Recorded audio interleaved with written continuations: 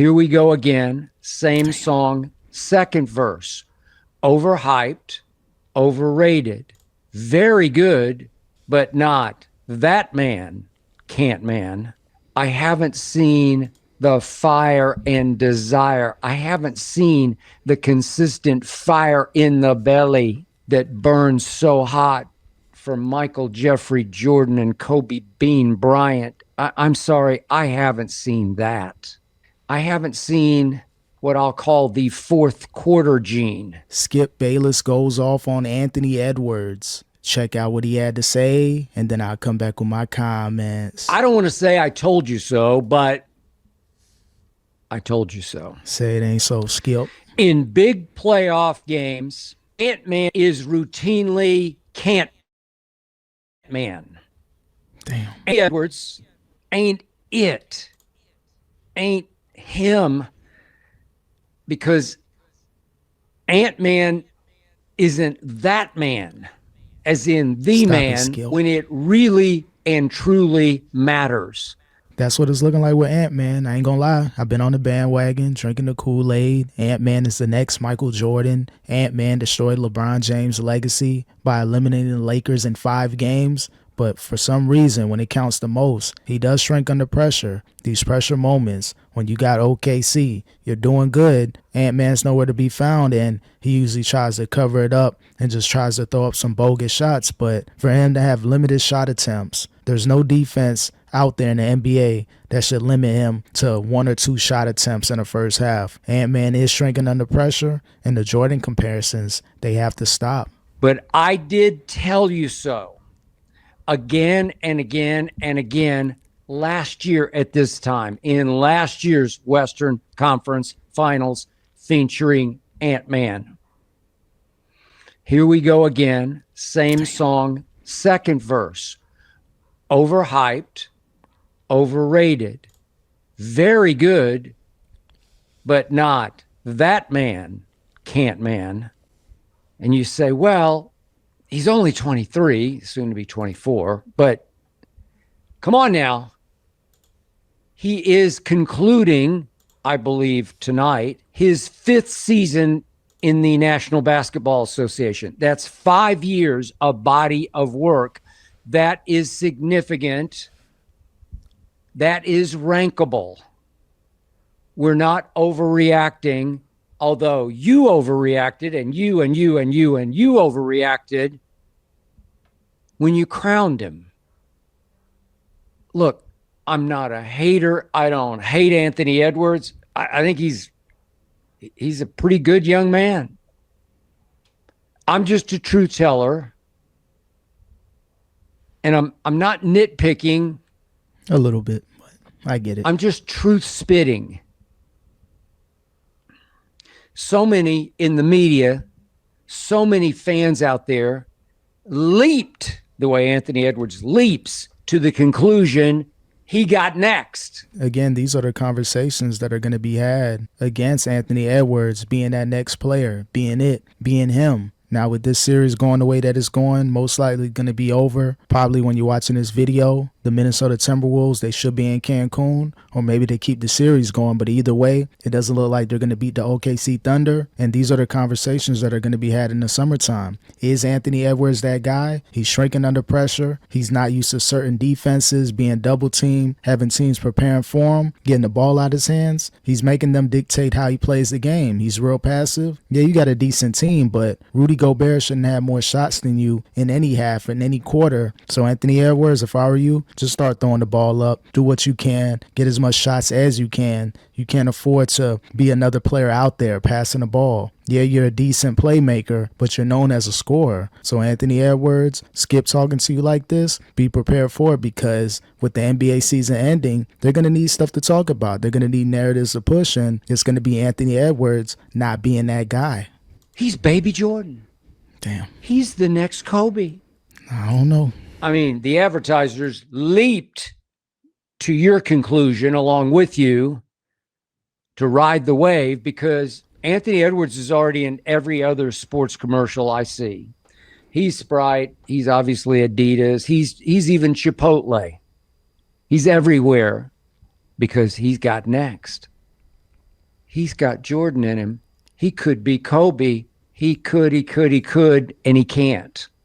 There's still hope for Anthony Edwards. This is what, 5th or 6th season, 23 years old, has some playoff success. Yeah, it may not go well this season for him in the playoffs, but if you move some players around, maybe see if you can trade Rudy Gobert. I know they don't want to let him go just because he's a force in the paint. He's a liability on offense, and in certain defenses playing the perimeter, players picking on him, he can be unreliable out there as well. He's a liability at certain points on offense and defense. But there's some players out there like a DeMar DeRozan that can possibly give you some buckets. You don't have to pay him a lot of money, and he's a serviceable all-star player, even at 35 and 36, that can still give you a consistent 20 and 25 points per game. The Timberwolves, they're made on defense. They're competitive, but they need more offensive players that can score consistently. Jaden, he's good. He can ball. Ant-Man, of course, he's going to score. Julius Randle, he can score as well, but they need that other player. They need a fourth option. I think DeMar DeRozan and some other players could be that option, even a Vucevic. If they can bolster this roster, get better on offense, maintain their defense, I think it's going to be better for them long term, but no excuses. Anthony Edwards is shrinking under pressure, and he'll never be better than Michael Jordan. Look, like everybody else, I saw the talent, but I said before his draft, I don't see that. I don't see what you're seeing.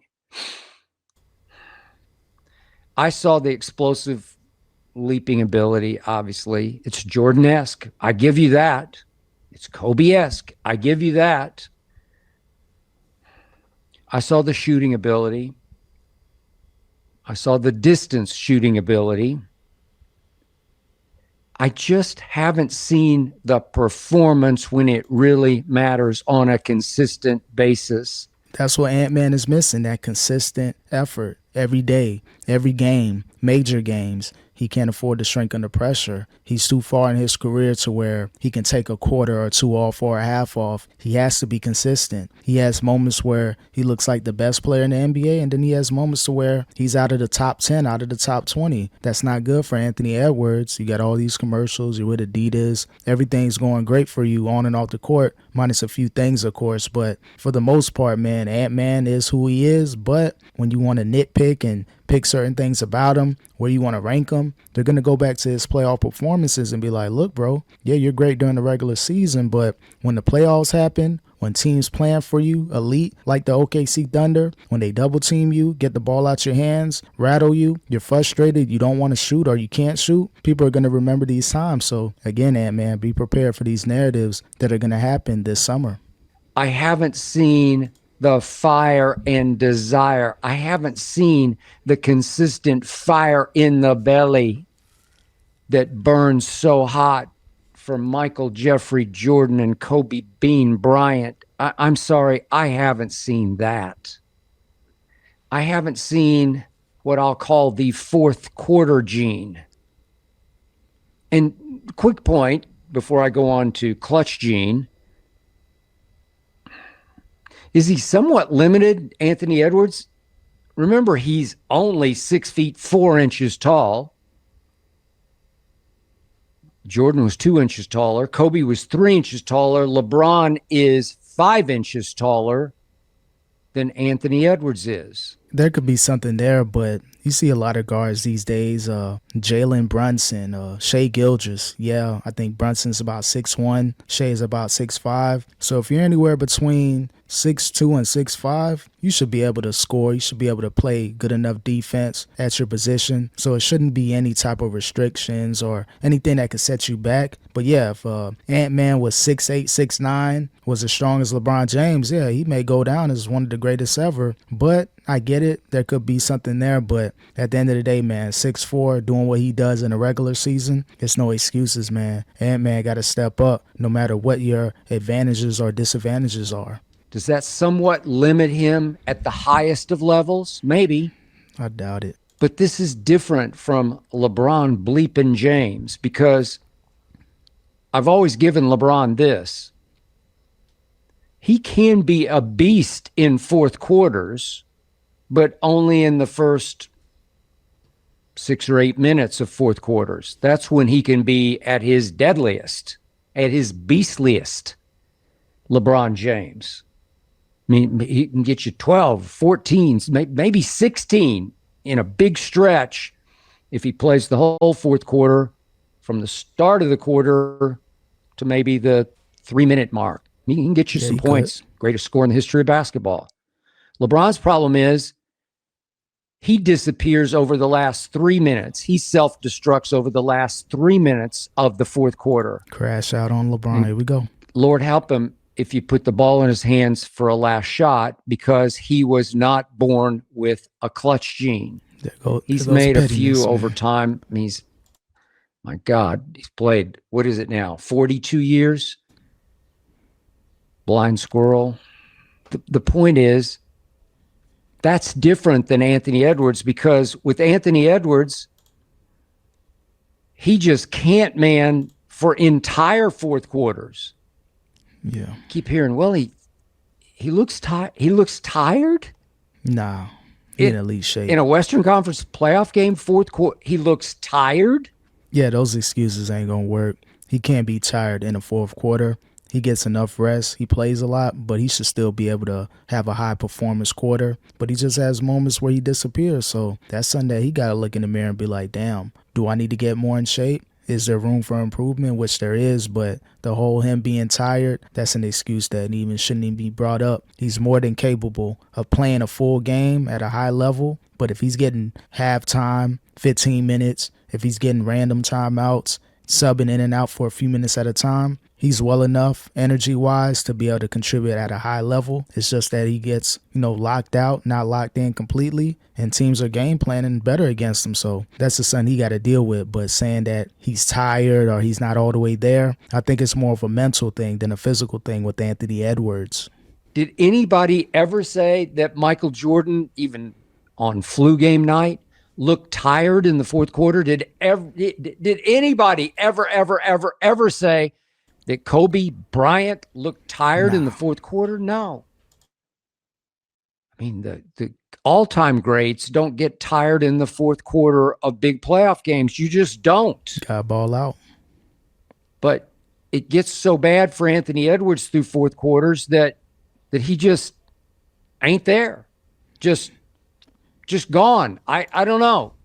Yeah, something he got to work on, man. No excuses. 23 years old, should be able to play every single game of the season, especially in crunch time moments. He can't be like, okay, great in the fourth quarter in the regular season, and then in the playoffs, he kind of falls back. Now, he has games where he takes over and he's elite from the opening start. Then he has games like recently where he's nowhere to be found in the first half, and I think he's overly thinking. He's saying he's not struggling. He's just doing the right thing, making the right plays. And the Wolves, they don't need you passing the ball out, making the right plays. You're paid to be a scorer, so they expect you to score 30 to 40 points per game, especially in these crunch time moments versus an OKC Thunder team that's going to put up a lot of points. So, yeah, you can set up plays for your players, which is good, but they want you to score. So, Ant-Man, he got to put the ball in the hole at all costs.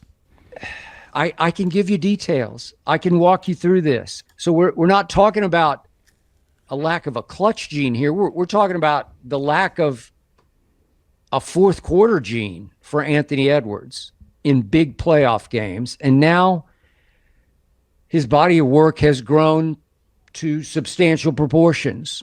So let's quickly look at his whole playoff record. So just so you think I'm not nitpicking here. So he has been in the playoffs. Way to go, kid. The last 4 years, 4 out of his 5. He's now played in 8 playoff series and is 4-4 in those playoff series. And up to date, up to this moment, his playoff record is 21-20. So he's just one game over 500 in playoff games.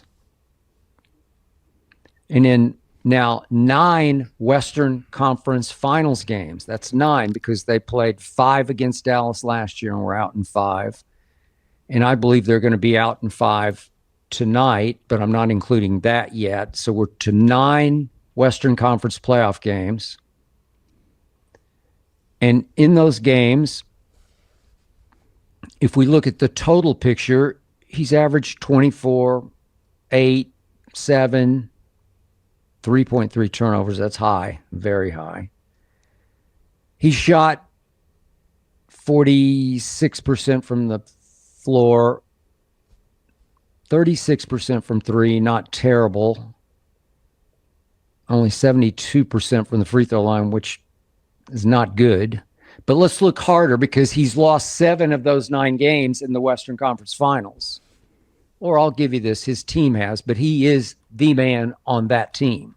Yeah, when you're the man, you know, they're not going to look at any other player. They're going to look at what you're doing, and the stats are going to go against you. So he has a lot of playoff experience. He has a lot of Western Conference Finals appearances to where they're going to start putting up these stats and really thinking like, is Anthony Edwards that guy? So Skip Bayless, he's kind of just warming up the people to know that just be ready for the summertime when the season's over. Narratives have to be pushed. It's going to be a lot of talk about Anthony Edwards. Don't be surprised if the fan base starts to turn on him.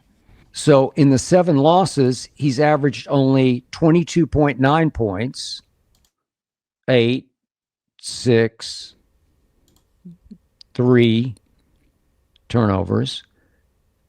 But in the 7 losses, Anthony Edwards has shot 31.4% from 3. Damn. That's 16 of 51 in 7 Western Conference playoff losses. That ain't good. I got to tell you, that is horrendously bad, considering this is the young man who this regular season in the NBA led the entire league in attempts and makes and shot 40% during the regular season from 3. Well, that's extraordinary. That's first team all NBA kind of stuff. 40% from 3 while you're taking and making the most. That'll work. But now in your 7 Western Conference Finals losses, you've plummeted from 40% all the way down to 31.4%. That's just awful.